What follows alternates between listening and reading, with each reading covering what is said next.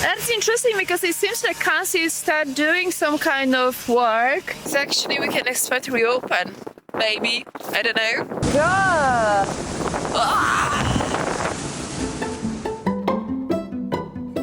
Weston-super-Mare, a seaside resort known for its sandy beaches, the iconic Grand Pier, and classic British coastal charm.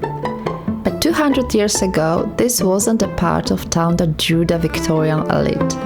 They came here, Birnbeck Pier, hidden beneath Prince Consort Gardens, tucked against the cliffs and Birnbeck Cove. Opened in 1867, the only pier in the UK connecting the mainland to an island. Steamships arrived from Bristol and Cardiff. Music played, people gathered. It was alive. Anti-fire, time, and neglect turned it into something else. Today is a hidden gem, a quiet viewpoint where history lingers in the wind. I came here from Wales to find it, and yes, I expect traffic in the season. But once you reach Weston, you step into Victorian architecture and follow the road to Birnbeck Point, where time feels frozen.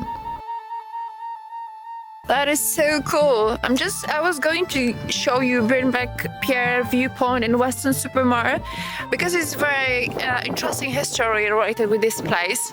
During the Second War, there was the secret base when they testing bouncing bomb, whatever this mean. They had to bouncing. They planning that the bomb would be bouncing on the surface of the water. This place played a role in one of Britain's most secret ideas. The bouncing bomb, developed by Barnes Wallis, was tested along these shores. A weapon designed to skip across water and change the course of the war. Oh, look! It looks so cool. Like in Tenerife almost. Yeah, I was still in UK. I'm still in England. And look at this.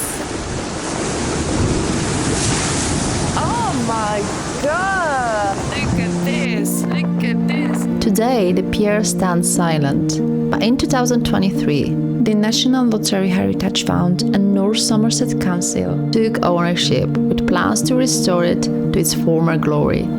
The question is, will it bring history back to life or turn it into something new before the old soul disappears for good?